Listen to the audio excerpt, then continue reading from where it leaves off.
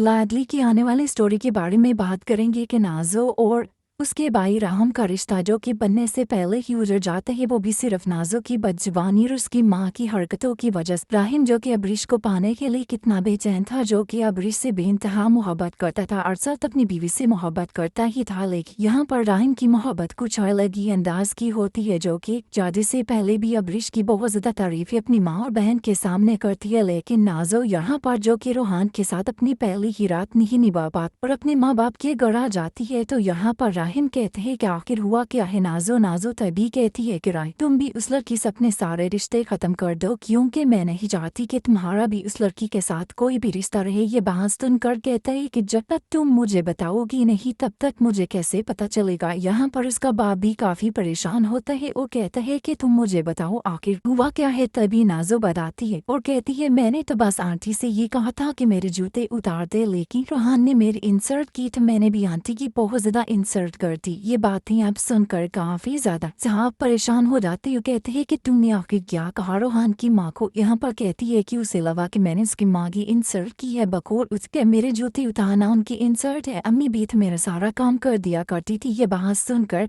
यहाँ पर इसहाक कहते हैं कि बेटा देखो, मैं खुद रोहान से बात करूंगा, लेकिन उसकी बात की अगर तबीयत ठीक नहीं थी तो तुम हमें कॉल करती। और रोहान इस वक्त अकेला हॉस्पिटल में है। नाज़ो अपने बाप से कहती है कि आप वहाँ पर नहीं जाएंगे और आपको वहाँ पर जाने की जरूरत भी नहीं, क्योंकि नाज़ो अपनी हरकतों के बारे में बताती नहीं कि वो कितना मिसबिहेव करके आई है और सादिया की तबीयत नाज़ो की वजह से ही खराब है। लेकिन यहाँ पर राहिम कैसे पीछे रह सकता था। यहाँ पर उसे कोई ना कोई गड़बड़ जरूर लगती और सोचता है कि सादिया एक बहुत समझदार लड़की और मैं जानता हूँ बहुत अच्छे तरीके से वो ऐसी औरत तो बिल्कुल भी नहीं। यहाँ पर अब जैसे ही वो छुप कर राहिम को कॉल करता है, अबरिश को कॉल करते हैं, तो अबरिश कहती है कि राहिम तुम्हारी बहन ने बिल्कुल भी ठीक नहीं किया, मेरी माँ को मौत के मुंह में धकेल दिया। मैं कभी सोच भी नहीं सकती थी कि हमें नाज़ो को अपने घर में लाना इतना महंगा पड़ सकता है। अगर मेरी अम्मी को कुछ भी हुआ तो मैं नाज़ो को इसके लिए कभी भी बर्दाश्त नहीं करूंगी।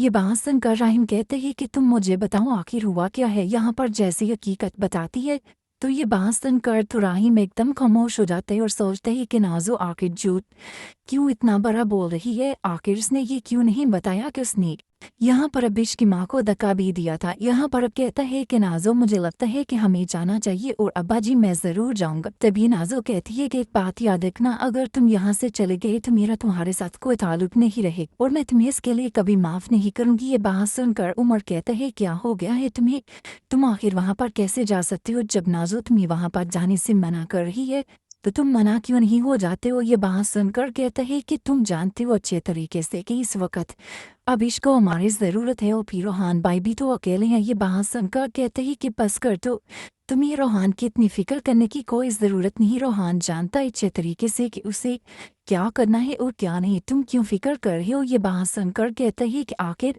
आप भी तो गलत ही कर रही है। लेकिन अब यहाँ पर जैसे ही रोहान डॉक्टर भाई आते ही तो डॉक्टर से पूछता है कि आखिर मेवादा की तबीयत कैसी है।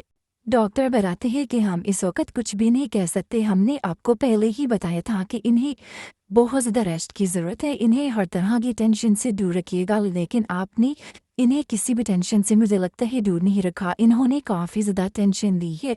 ये बात सुनकर वह दिल ही दिल में सोचता है कि तुमने नाज़ो जो कर दिया है मैं इसके लिए तुम्हें कभी माफ़ नहीं करूँगा, इसका खमियाजा अब तुम्हें भुगतना ही पड़ेगा। यहाँ पर नाज़ो जो कि अब बहुत ज्यादा परेशान भी है। अब जैसे ही यहाँ पर इब्राहिम आकर बताता है कि रोहान की माँ की तबीयत बहुत ज़्यादा ख़राब है। इसहाक अब जैसे ही रोहान को कॉल करके पूछता है तो रोहान उसे सारी सिचुएशन बताता है।